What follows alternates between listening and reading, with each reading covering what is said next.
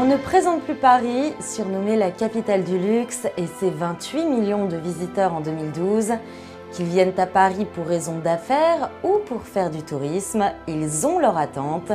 Tout d'abord, comment les professionnels de ce domaine appréhendent la population qui fréquente les palaces, les grandes maisons de couture et les limousines.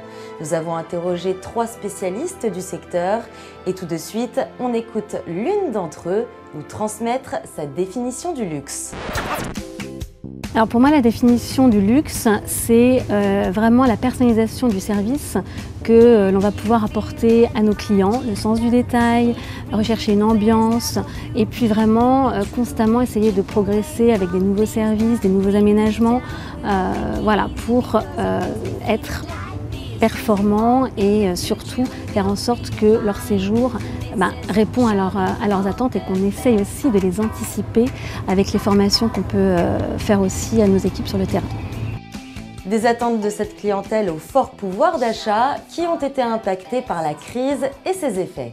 Je pense que la crise a probablement incité nos clients ou les clients de manière générale dans l'hôtellerie ou les activités de service à être plus exigeants et donc nous permet à nous aussi de progresser, d'être plus exigeants, de nous remettre en question et d'être constamment à la recherche de nouveaux produits, de nouveaux services pour arriver à la satisfaction client et alors créer une expérience inoubliable. Donc chaque professionnel du secteur s'efforce de satisfaire sa clientèle, de la formation interculturelle et même dispensée dans ce domaine, comme nous l'explique Emmanuel Duverdier, directeur commercial chez Chabet Limousine. Au-delà de toute la réglementation des chauffeurs et de notre profession, nous dispensons des formations spécifiques comme par exemple le marché asiatique, la culture asiatique. Nous dispensons à peu près la formation de 22 langues, que ce soit des japonais, du russe, de l'italien, toutes les langues européennes bien évidemment. Et à chaque fois une petite particularité sur les personnes que nous accueillons. Le fait de travailler en amont comme ça à la réservation permet de nous renseigner un petit peu sur les habitudes, les us et coutumes de la personne que nous accueillons. Et nous avons pu voir donc au préalable, lors de la réservation, quels étaient ses besoins et tout ce qu'on pouvait mettre en avant pour la satisfaire et qu'elle soit heureuse d'arriver sur Paris.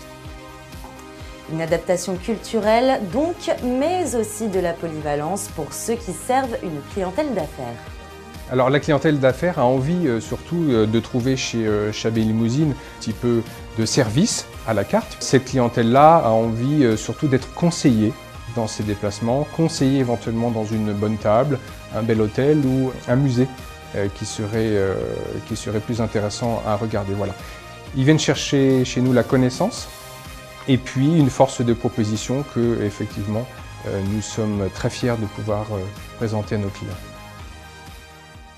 En 2012, la clientèle d'affaires a effectué environ 5 millions de séjours sur Paris et en Île-de-France, avec 24 millions de nuitées. Elle est à l'origine de 45% du taux d'occupation hôtelier sur la région. Stéphanie Jourdain, directrice commerciale chez Citadine, connaît bien cette clientèle et ses exigences. Eh bien, les voyageurs d'affaires recherchent quoi? Avant tout, de la facilité, de la flexibilité et de la réactivité, tant pour effectuer leur réservation que dans l'organisation de leur voyage.